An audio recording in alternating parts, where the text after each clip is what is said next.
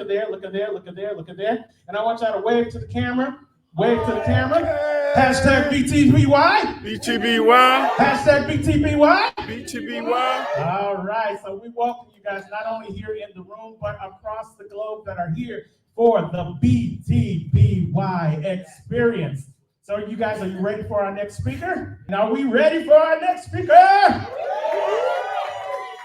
Coming to the mic is a phenomenal speaker who just did one of our BTBY masterminds, and she rocked the house across the globe. Let's give it up for the one, the only, Sheri Berger!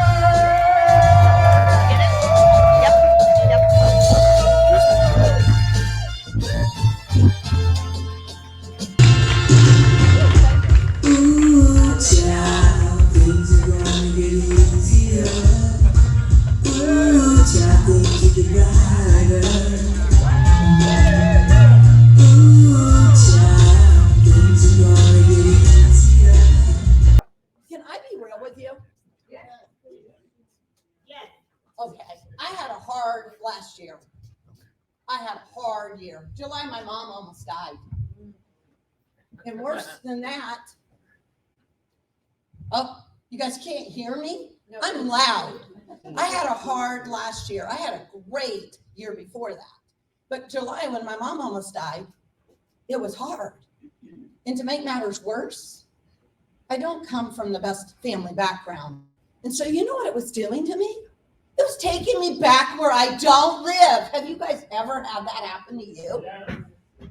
Oh my gosh. And so in October, when our conference got rescheduled, thank God Brenda's here and everything went well, Bren asked me if I'd speak at this conference. And I said, yes, that'll be phenomenal. And then it took me till December to realize what was going on in my life. So you can't change it till you acknowledge. And then it took me till January 30th to even write my presentation. So I'll be honest with you, I got notes this morning and I just want to be real, but I'm here. And the name of my presentation is Life is Short. So where you come from does not determine where you end up. Did you hear me? It's true, right? You can't go back there. And when I started going back there, I said, oh, I have my speech. So how do we flip it? Hit this one. There you go. You know that everything starts with mindset? Did you hear me? Everything starts with mindset. Mindset starts, all those records that we were told when we were younger, we all have them. They're all in there. Do you guys realize that I did not go to school until first grade? And I went to a private school. And I made it through first and second grade without reading. Did you hear me? I was in third grade when they realized I couldn't read. Do you think I fell through the cracks? And to make matters worse, 2 years later, they put me in public school. Nobody knows what to do with a fifth grader that reads at third grade. And definitely not the public school. Private school, we were on paces. So I could work at my own pace. But in public school, they put me in special resource room. And I was called retarded in goody two-shoes. And I had no friends. Yes, Mrs. Sheri Berger, the extrovert on steroids who collects friends, as my husband calls me, had no friends in 5th and 6th grade. And to make matters even worse, they would take me out of that special resource room and they would put me up in front of my peers to give a book report. At third grade. Can you guys imagine? How would that go for you? Would you want to be 10, reading at third grade, giving a book report in front of a bunch of fifth graders? My daughter right now is student teaching and teaching fifth graders. She said they're a handful, and they are. So do you think I was treated kind? No. And of course that changes you, right?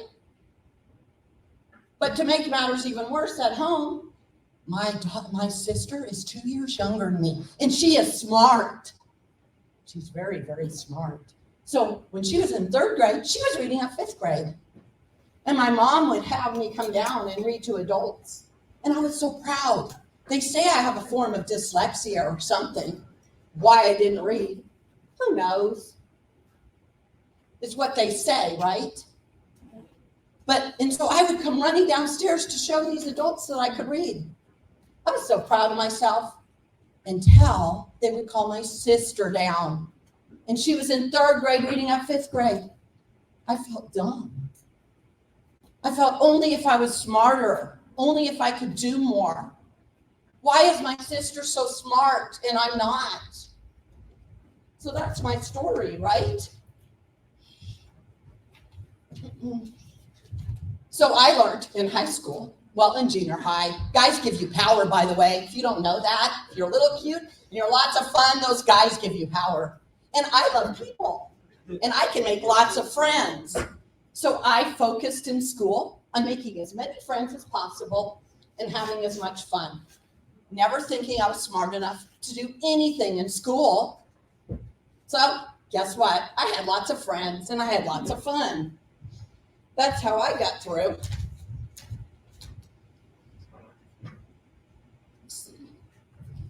How we think, though, matters. And we get to choose. Did you hear me? We get to choose how we feel. So how we feel matters. So not feeling smart is hard growing up, if you guys don't know that. And having siblings that are in National Honors Society, and 2 of them are Mensa's, and I'm one of 6. And I'm sort of the middle child, but I'm the oldest girl. And the oldest of the 4 little kids. So my brothers are 5 and 8 years older than me. I've lost one of my brothers, but that's not what we're talking about today, right? We're talking about our mindset. And in my book that I wrote, chapter 1 is all on mindset, because how important is mindset? But I thought I needed to be smarter. I even thought I needed to be prettier. This mindset, growing up, affected me a lot. Can you imagine? And I moved out 2 days after I turned 17. And I have not lived at home since I was 17. And don't worry, I married an abusive alcoholic husband. Is that called going from the egg to the frying pan? Or what do they call that? But he was hot. He was 6 years older than me. Where was I supposed to go? I was 17. Right? So I married that abusive alcoholic. And I believed those lies, that I wasn't smart enough and I wasn't pretty enough. And what do you think he used those for? You think he used them for his benefit? Oh yeah, he did. He used those against me. But I had those records in my head, right? Because I believed it. And I stayed married, not believing I had any other choice. Because I wasn't that smart. I wasn't that pretty, remember? Who am I? Who am I? Right? Have you ever thought that way or felt that way? I actually was going to have everybody, if you can hand out those index cards I have, but you guys also have papers. I want you guys to write down some times when you've had some bad mindsets, right? This is going to be interactive. This is not just about Sheri Berger up here, right? It's about your story as well. Do you know that it took me 4 times to leave my abusive husband? 4 times. But don't worry, I beat the odds. The odds is 7.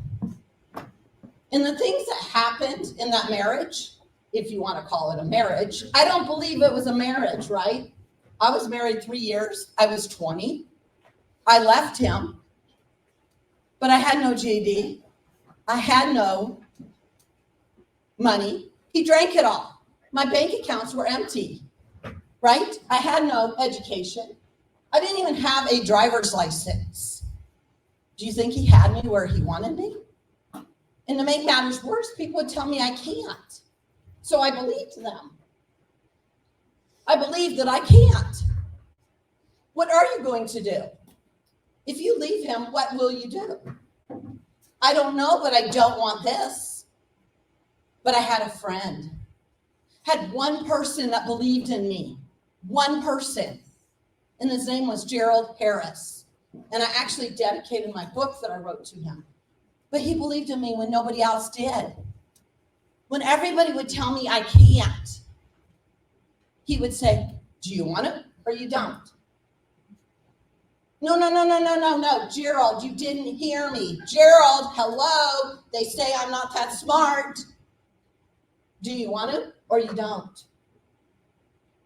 No. Gerald, they say I'm not that pretty. Do you want to or you don't? And I would be like, Gerald. So I went and got my driver's license. I went and got my GED. And then I went to go get my associate's degree. And I took the entry exam at Johnson County Community College, which is this.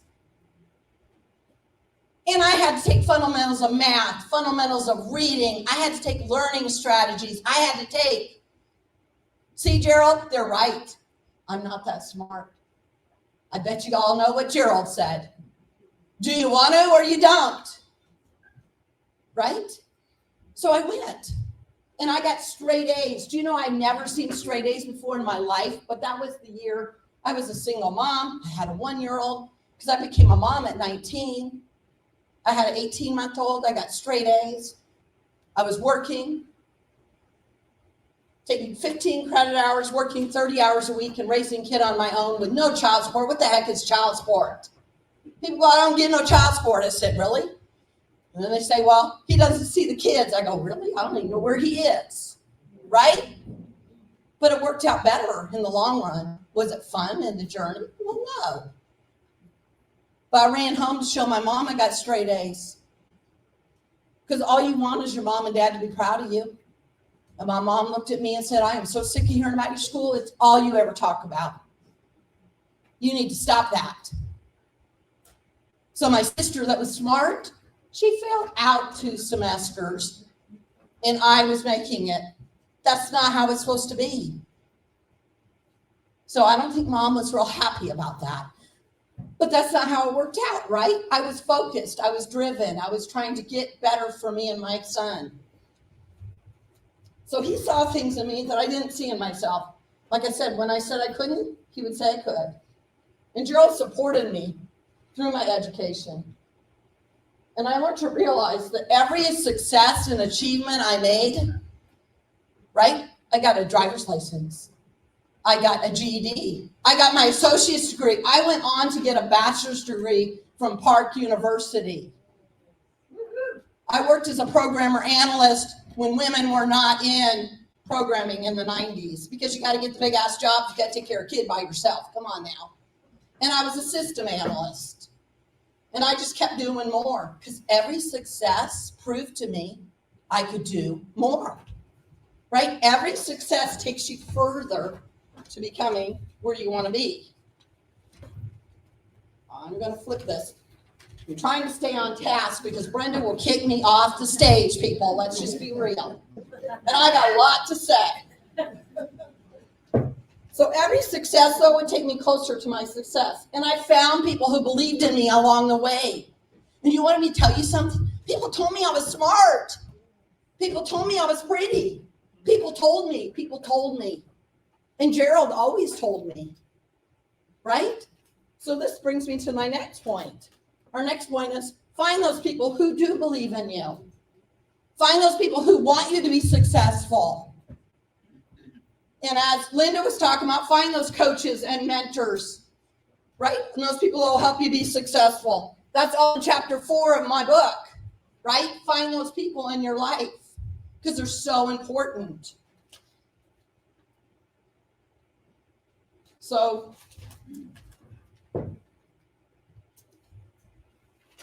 who are those people you need in your life to help you move forward? Write that down, either on your paper or now. Start cutting some of those people that you do have in your life, but who are those people that you do need still in your life? Do you need someone to help you believe in yourself so you can learn even yourself over time?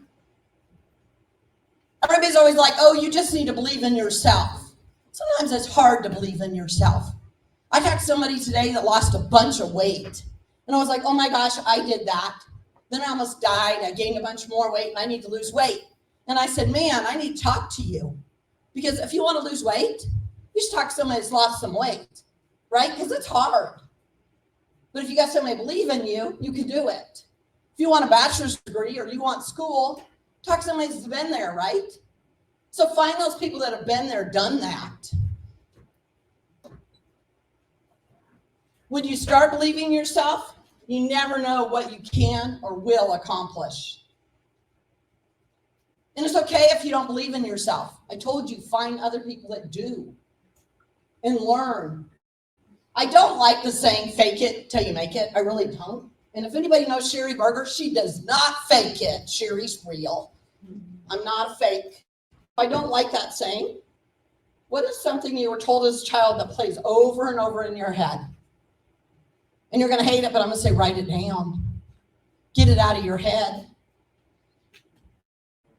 Do you have a trigger from your past that's taking you away from your future? Because that's what's happened to me last year, right? Do you have those triggers? We all do. Look at what you have. So take a minute, like I said, to write down those people. And remember, mindset affects us all. And how we look at something matters. But guess what? We get to learn to reevaluate what we think. Write that down. You get to learn to reevaluate the way you're thinking. Do you know that at times I still struggle with I'm not good enough, I'm not smart enough, and I'm not pretty enough? Seriously? I wrote my first book in February of 2022. And actually it was 2/2/22. Is that funny? So the anniversary is coming up. But when I started writing my book, I said, who am I to write a book? Remember, I'm not smart enough. I'm not good enough. And I knew I had to write the book because I realized how many people it could help. And you'd be shocked how many people my book has helped, right? But I asked myself, what are the lies that you're telling yourself today? So write down, what is something you guys want to accomplish? And what are the lies that you're telling yourself today regarding that? Take a moment and write that down.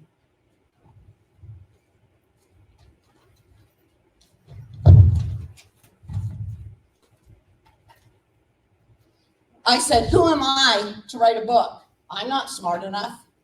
And then my other one was, it's too hard to write a book. And anybody who's wrote a book will tell you it's hard.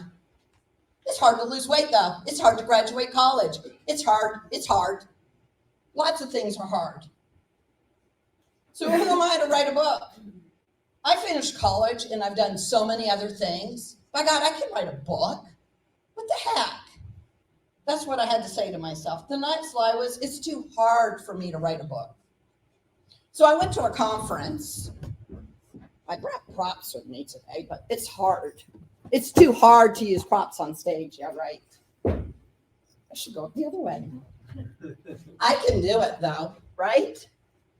But I went to a conference, July 2021. And they said, what do you guys want to accomplish? And they said, what's holding you back? So I'm asking you, what do you want to accomplish? What's holding you back? So July 2021, I wrote on here, I have dyslexia. I'm not that smart. It's too hard. I can't write a book. And I broke this board. Now you're like breaking a board. You would think that doesn't make a big difference, right? But I broke a board, and I even brought Linda Wilson with me to the conference. And I had other friends there. And so I had accountability. So I came back and I go, I've been trying to write this book, and I haven't got it done. So it's holding me back. And I realized I needed a team. So I got mentors, I got coaches, I got a writing coach. I grabbed all my friends who believed in me. I got editors at the rear end, and I wrote my damn book. Right? So I went and said, who are those people that I need to write my book? And like I told you, my book got published 22/22/22. If you guys ever wrote a book,